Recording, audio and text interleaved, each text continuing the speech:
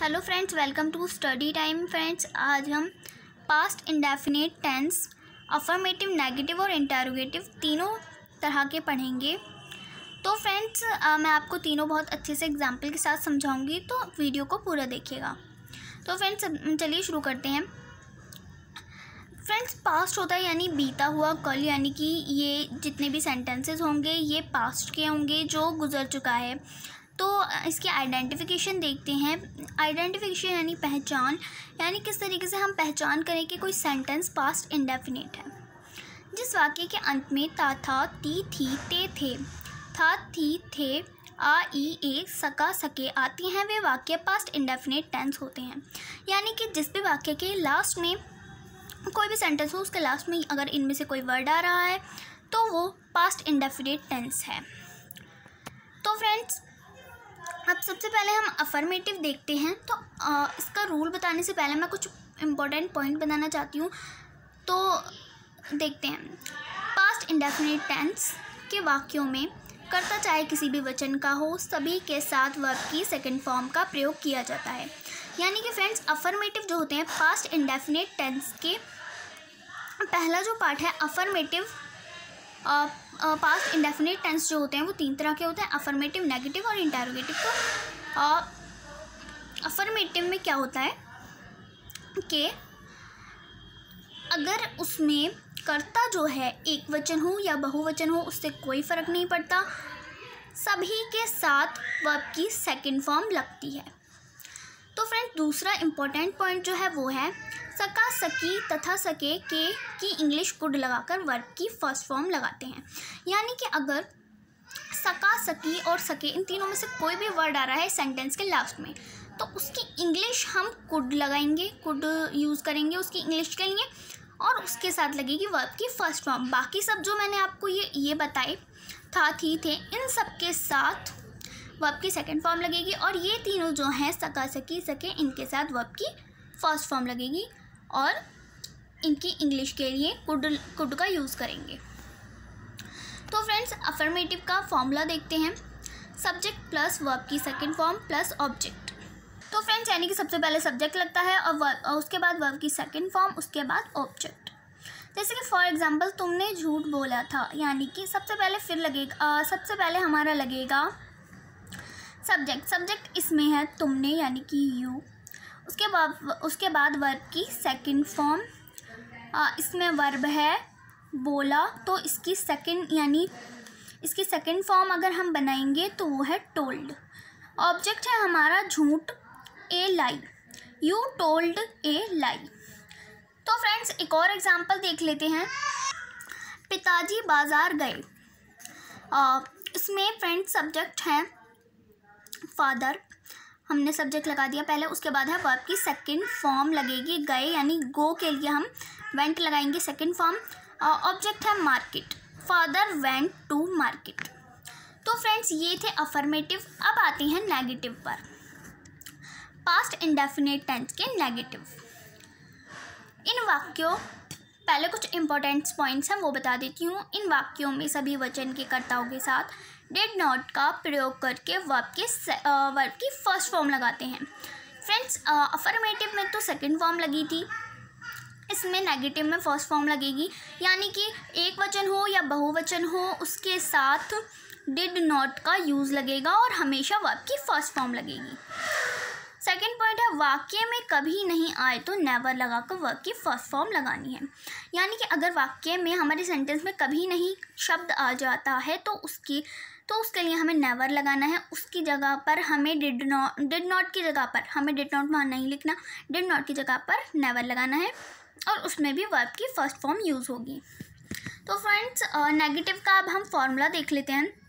Subject plus did not plus verb की first form plus object. For example, Mona school नहीं गई। तो friends, subject है मोना, उसके बाद हमने यूज़ कर लिया है डिड नॉट, उसके बाद वर्ब की फर्स्ट फॉर्म गई यानी गो, ऑब्जेक्ट है school. Mona did not go to school. इसी तरीके से मैंने सैफ को कभी नहीं पीटा। सब्जेक्ट है इसमें आई, मैंने। डिड नॉट की जगह हमने नेवर का यूज़ किया है क्योंकि कभी नहीं आ रहा है सेंटेंस के बीच में, तो कभी नहीं की जगह हम नेवर लगाएंगे, डिड नॉट यूज़ नहीं होगा, जैसे कि मैंने आपको बताया था। अब इसमें वर्ब की फर्स्ट फॉर्म यानी वर्ब है इसमें पीटना, बीट, उसके बाद ऑब्जेक्ट है Saif, I never beat Saif. तो फ्रेंड्स ये थे नेगेटिव, आई होप आपको समझ आ गए होंगे। उसके बाद थर्ड जो है इंटेरोगेटिव। पहले इसका इम्पॉर्टेंट पॉइंट है, इन वाक्यों में अगर नहीं आता है तो कर्ता के बाद नॉट लगाते हैं, यानी इंटेरोगेटिव में अगर सेंटेंस के बीच में अगर नहीं आ जाता है तो हम उसकी जगह नॉट यूज़ करेंगे। तो फ्रेंड्स इसमें इंटेरोगेटिव में दो कंडीशन होती हैं, मैं आपको दोनों बताऊंगी। फर्स्ट कंडीशन है कि अगर प्रश्न सूचक शब्द वाक्य के प्रारंभ में हो तो कौन सा फॉर्मूला लगेगा।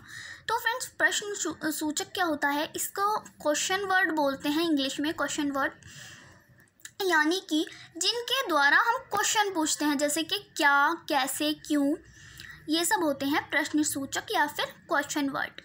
तो अगर वो सेंटेंस के स्टार्टिंग में आ रहे हैं तो हमें कौन सा फॉर्मूला लगाना है, किस तरीके से हमें उसको कन्वर्ट करना है इंग्लिश में। पहले हम डिड लगाएंगे, उसके बाद सब्जेक्ट, फिर वर्ब की फर्स्ट फॉर्म, उसके बाद ऑब्जेक्ट। फॉर एग्जाम्पल, क्या तुमने हिरन नहीं मारा, तो पहले डिड लगा दिया, उसके बाद सब्जेक्ट यानी तुमने, वर्ब की फर्स्ट फॉर्म। अब इसमें नहीं आ रहा है तो हमने बीच में, जैसे मैंने आपको बताया था कि अगर इनके बीच में नहीं आता है तो वहाँ पर नॉट का यूज़ करते हैं, तो यहाँ पर हमने नॉट का यूज़ कर लिया। उसके बाद मारना, हमारी वर्ब की फर्स्ट फॉर्म, किल, ऑब्जेक्ट है deer, did you not kill the deer. क्या मोना स्कूल गई, यानी कि अब ये भी स्टार्टिंग में आ रहा है तो पहले हम डिड लगा देंगे, उसके बाद सब्जेक्ट है मोना, उसके बाद वर्ब की फर्स्ट फॉर्म गो, ऑब्जेक्ट है school, did Mona go to school. और फ्रेंड्स अब इसमें सेकंड कंडीशन जो है, सेकंड कंडीशन, अगर प्रश्न सूचक यानी कि क्वेश्चन वर्ड शब्द बीच में आते हैं तो, अगर ये तो था कि अगर स्टार्टिंग में आता है हमारा क्वेश्चन वर्ड तो हमें किस तरीके से उसे ट्रांसलेट करना है, और अगर प्रश्न सूचक जो है बीच में आता है तो हम क्या करेंगे, सबसे पहले तो हम क्वेश्चन वर्ड लगाएंगे, उसके बाद डिड यानी क्वेश्चन वर्ड जो है उसकी हमें इंग्लिश लिखनी है, उसके बाद डिड प्लस सब्जेक्ट, उसके बाद वर्ब की फर्स्ट फॉर्म, फिर ऑब्जेक्ट।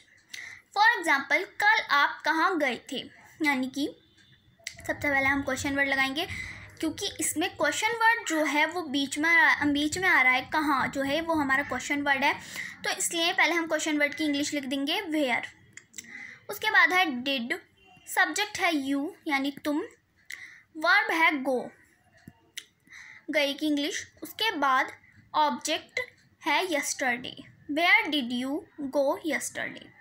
सेकंड एग्जांपल है, वह क्यों नहीं आया, वाई यानी कि ये क्वेश्चन वर्ड जो है फर्स्ट शुरू में लगेगा, उसके बाद डिड, अब इसमें नहीं आ रहा है तो हमने बीच में नॉट लगा दिया, why did not, subject he, verb की फर्स्ट फॉर्म आया यानी कि कम, वाई डिड नॉट ही कम, इसमें ऑब्जेक्ट नहीं है तो हम उसकी जगह कुछ भी नहीं लगाएंगे, why did not he come.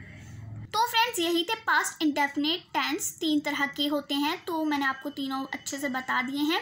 I hope आपको वीडियो पसंद आई होगी और आपको अच्छे से समझ आ गए होंगे। तो फ्रेंड्स चैनल को सब्सक्राइब करके बेल आइकन को ज़रूर प्रेस कर लें। Thank you so much friends.